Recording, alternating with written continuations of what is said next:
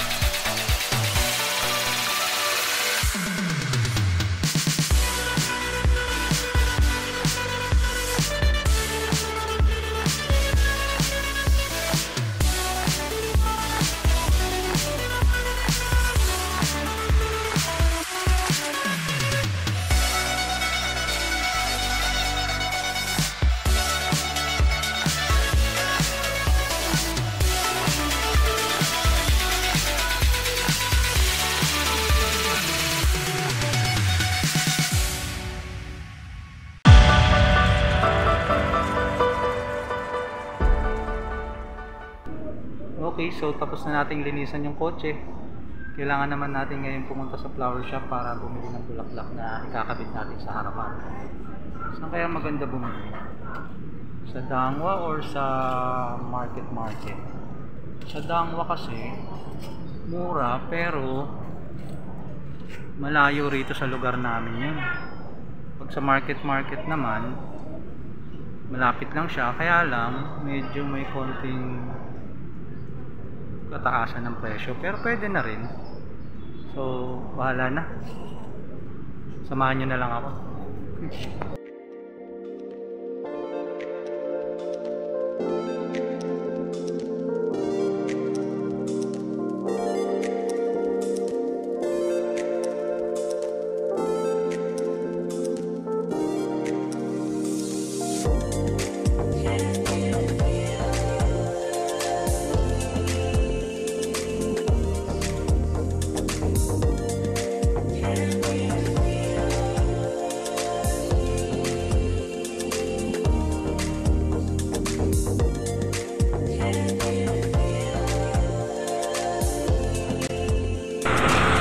Guys, nandito tayo ngayon sa Dangwa.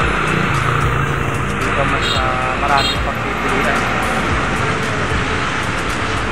So yan, hinihintay lang namin yung gagawa. May nakuha na kami pagkaan.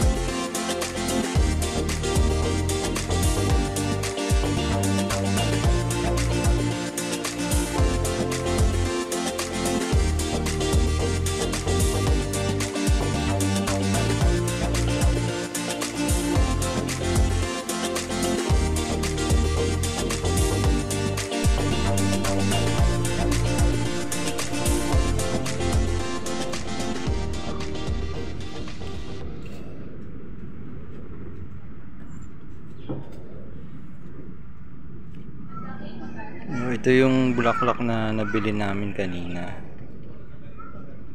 So, ngayon ikakabit na natin siya sa harapan. Tara, samahan niyo ako.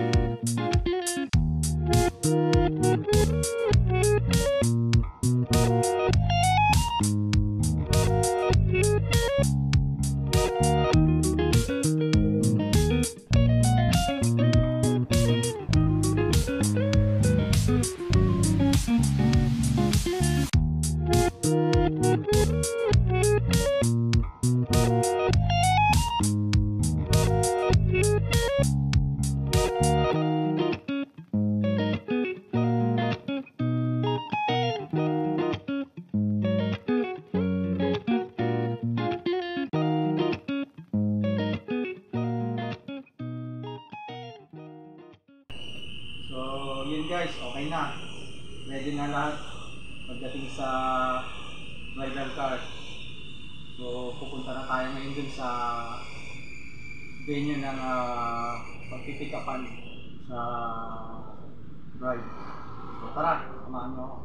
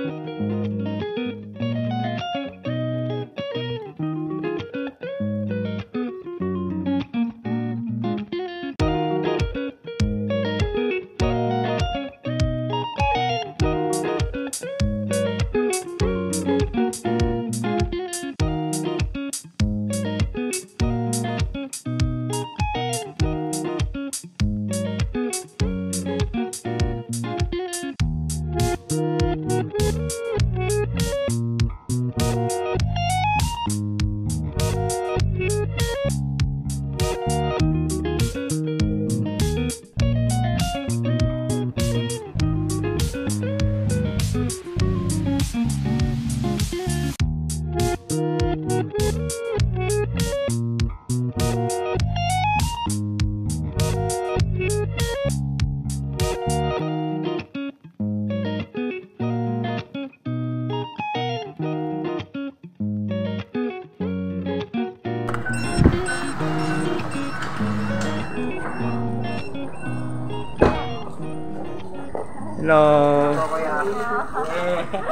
Salamat Okay, po so sa ito yung sorpresa. Kasala na. Ito yung kakasal na pinsan ko. Oh, ayan, sige, pasok na kayo. Yun know, pinagbuksan pa talaga oh. Hello po. Mabet. Billy. Okay, sige. So ayan po, ito na yung ikakasal. So papunta na kami ng City Hall. So ayan oh, kapo. Ang ganda. Salamat sa suporta ng tiyuhin ko. Dahil sa'yo kayo di matutulog. Welcome. Salamat. So Ramdaman ni Vicky na talagang babae siyang gamit. special. Salamat. Sige. Kita tayo mamaya doon sa may City Hall. City Hall. Yeah. Okay.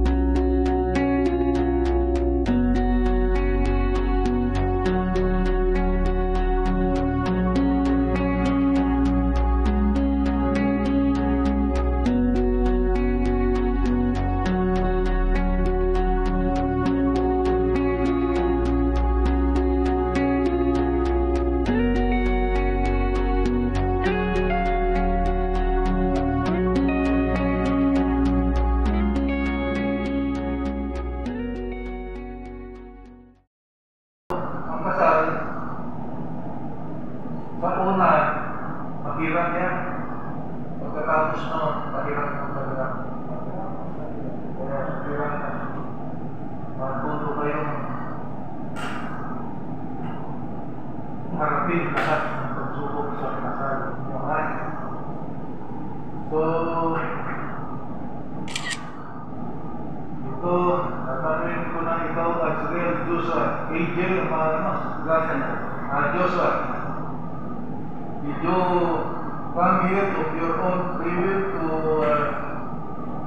accept Vicky to be your lawful wife for life? Do you promise to love her and her alone? You promise to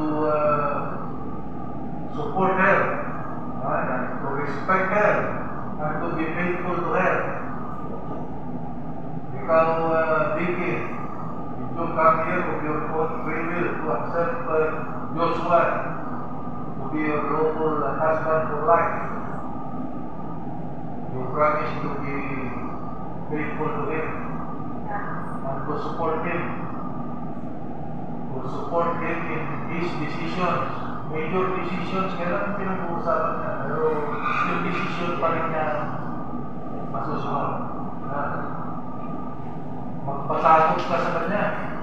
Alam mo na sa Biblia na kailangan babae magpasakop sa mister. Hirap gawin yun, no? Pero wala.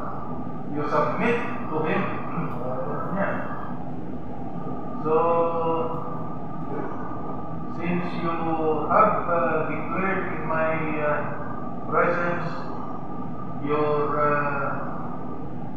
desire to wed one another and to be your spouse forever, with the authority vested in me as Archdeacon of Parañaque City, I pronounce you, Joshua and Vicky, to be husband and wife.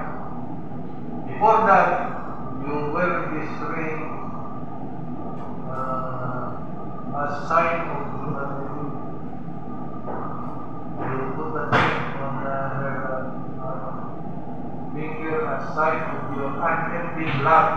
Okay? Sa kanya naman.